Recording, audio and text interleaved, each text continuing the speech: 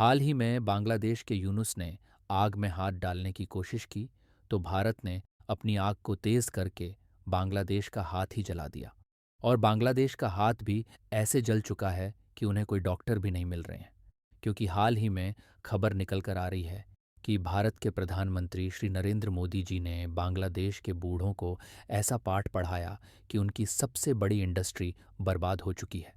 दरअसल अभी तक अमेरिका से लेकर यूरोप तक बांग्लादेश के सामानों को भारत के रास्ते होते हुए ही पहुंचाया जा रहा था, लेकिन हाल ही में भारत ने इनको कड़ा सबक सिखाने के लिए इस सुविधा को पूरी तरह रोक दिया। उसके बाद जब बांग्लादेश को भारत के द्वारा ट्रांसशिपमेंट रोकने के कारण होने वाले नुकसान का आंकड़ा पेश किया गया, तो इससे बांग्लादेश की रातों की नींद उड़ गई। और न केवल बांग्लादेश बल्कि भारत के अन्य पड़ोसी देश भी अब इस पर गंभीरता से सोचने को मजबूर हो चुके हैं कि यदि वे भारत से टकराने की भूल करते हैं तो उनके साथ भी भारत वैसा ही सख्त रवैया अपना सकता है। दरअसल हम आपसे यह बात कई बार कह चुके हैं और एक बार फिर दोहरा रहे हैं कि बांग्लादेश हर कदम पर भारत पर निर्भर करता है। ऐसा कोई भी क्षेत्र नहीं है जिसमें बांग्लादेश भारत से प्रत्यक्ष या परोक्ष सहायता ना लेता हो, लेकिन इनमें सबसे अधिक संवेदनशील और रणनीतिक रूप से महत्वपूर्ण मामला ट्रांसशिप का है। इस मामले में बांग्लादेश भारत पर इतनी गहराई से निर्भर है कि अगर भारत ने यह सुविधा बहुत पहले ही वापस ले ली होती तो आज बांग्लादेश भारत के सामने आंख उठाने की हिम्मत नहीं करता। ट्रांसशिप का तात्पर्य है एक ऐसा माध्यम जिसमें कोई देश अपने उत्पादों को किसी तीसरे देश तक पहुंचाने के लिए किसी अन्य देश के रास्तों, बंदरगाहों या हवाई अड्डों का उपयोग करता है। इसे एक प्रकार के शॉर्टकट हाईवे की तरह समझिए, जो किसी और के घर से होकर गुजरता है। और ठीक इसी प्रकार भारत भी अपने लगभग सभी पड़ोसी देशों को ट्रांसशिप की सुविधा देता है। लेकिन बांग्लादेश इस सुविधा का बड़े पैमाने पर उपयोग करता था और हर वर्ष करोड़ों रुपए का माल भारत के रास्ते तीसरे देशों में भेजता था। बांग्लादेश अपने कपड़े और जूते जैसे सामानों को ट्रकों और कंटेनरों में भारत के पेट्रापोल बॉर्डर जैसे सीमाएं बिंदुओं तक लाता था। वहां से भारत के कस्टम स्टेशनों जैसे कि कोलकाता, दिल्ली, मुंबई के बंदरगाह या हवाई अड्डों के माध्यम से यह सामान यूरोप, अमेरिका और मिडिल ईस्ट के देशों में निर्यात किया जाता था। भारत इसके बदले कोई शुल्क नहीं लेता था, यानी बांग्लादेश को एक निशुल्क हाईवे मिला हुआ था। इससे उनका समय और धन दोनों बचते थे, क्योंकि उनके अपने बंदरगाह ना तो इतने सक्षम हैं और ना ही वैश्विक रूप से इतने जुड़ाव वाले। लेकिन हाल ही में बांग्लादेश की गतिविधियों को देखते हुए भारत ने इस ट्रांसशिप सुविधा को पूरी तरह प्रतिबंधित कर दिया। हालांकि भारत ने इसका कारण यह बताया कि बांग्लादेश के माल की वजह से भारत के अपने बंदरगाहों और हवाई अड्डों पर अत्यधिक भीड़ हो रही थी, जिससे भारतीय निर्यातकों को कठिनाई हो रही थी, विशेषकर कपड़ा और जूता उद्योग से जुड़े निर्यातकों को। लेकिन वास्तविक कारण इससे कहीं अधिक गहरा है। हाल ही में बांग्लादेश के यूनुस नामक नेता ने चीन में कुछ ऐसे बयान दिए जो भारत के लिए कूटनीतिक चिंता का कारण बने। उन्होंने भारत के पूर्वोत्तर राज्यों जैसे कि असम और मेघालय को लैंडलॉक्ड कहा और दावा किया कि केवल बांग्लादेश ही उन्हें समुद्र तक पहुंच प्रदान करता है। इतना ही नहीं, उन्होंने चीन को बांग्लादेश में निवेश के लिए भी आमंत्रित किया। यह बयान भारत की रणनीतिक सुरक्षा के लिए गंभीर विषय बन गया। यही कारण था कि भारत ने बिना समय गंवाए बांग्लादेश के लिए ट्रांसशिपमेंट सुविधा को बंद कर दिया। और भारत इस बार कितना सख्त है, इसका प्रमाण तब मिला जब बांग्लादेश ने इसके बाद भी लगभग 4 ट्रक भारत के रास्ते भेजने की कोशिश की, लेकिन भारत ने इन ट्रकों को सीधा बांग्लादेश लौटा दिया। इन ट्रकों में रेडीमेड गारमेंट्स भरे हुए थे जो भारत के रास्ते भूटान भेजे जा रहे थे। अब जरा इस नुकसान के आंकड़े पर भी नजर डालिए, जो शायद आपको भी सोचने पर मजबूर कर देगा।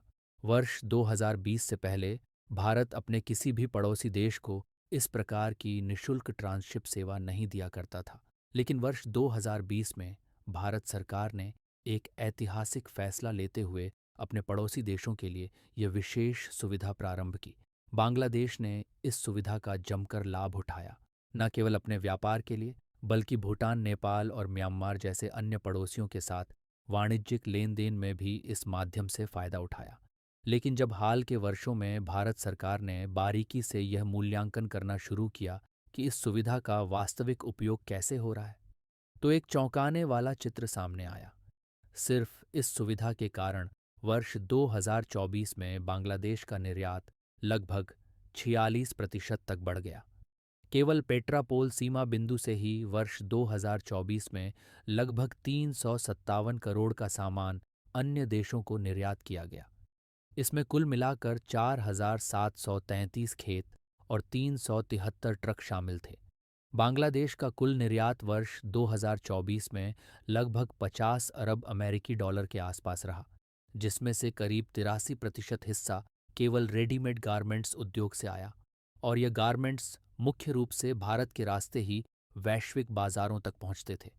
भारत का मार्ग बांग्लादेश के लिए इतना सस्ता और सुविधाजनक था कि प्रतिदिन 50 से 60 ट्रकों में से लगभग 15 से 20 ट्रक केवल रेडीमेड परिधानों से भरे होते थे, जिन्हें यूरोप और अमेरिका जैसे विकसित देशों में भेजा जाता था।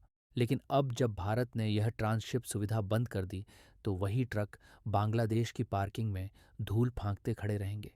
यह कोई साधारण झटका नहीं है, बल्कि इससे बांग्लादेश की पूरी सप्लाई चेन हिल जाएगी, क्योंकि फैशन उद्योग समय पर निर्भर होता है।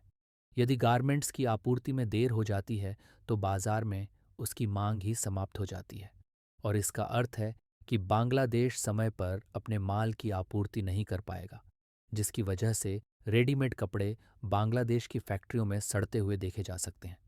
यही हाल अन्य सामानों का भी होगा। बांग्लादेश की अर्थव्यवस्था पहले से ही अस्थिरता के द्वार से गुजर रही है, और भारत की यह रणनीति उनकी रीढ़ पर एक और गहरी चोट की तरह साबित हो सकती है। अब उन्हें अपने ही बंदरगाहों जैसे कि चटगांव और मोंगला पर निर्भर रहना होगा, जो पहले से ही भीड़-भाड़ और सीमित कनेक्टिविटी की समस्या से जूझ रहे हैं। अब यदि बांग्लादेश को यूरोप में अपने कपड़े भेजने हैं, तो जहां पहले भारत के रास्ते यह माल महज 10 दिनों में पहुंच जाया करता था, वहीं अब चटगांव से शिपिंग में ही 20 दिन या उससे अधिक का समय लग सकता है। केवल समय ही नहीं, शिपिंग का किराया भी 2 से 3 गुना तक बढ़ जाएगा। जहां एक ओर बांग्लादेश को इस निर्णय से बड़ा झटका लगेगा, वहीं भारत के लिए यह अवसर बन सकता है।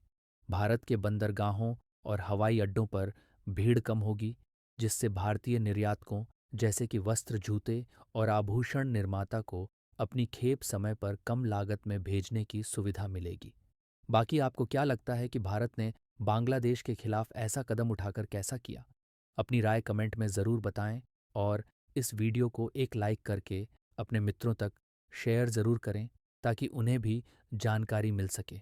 इसी तरह और भी नॉलेजेबल वीडियो देखने के लिए चैनल को सब्सक्राइब करके बेल आइकन को ऑन पर ज़रूर सेलेक्ट करें। जय श्री राम, जय हिंद।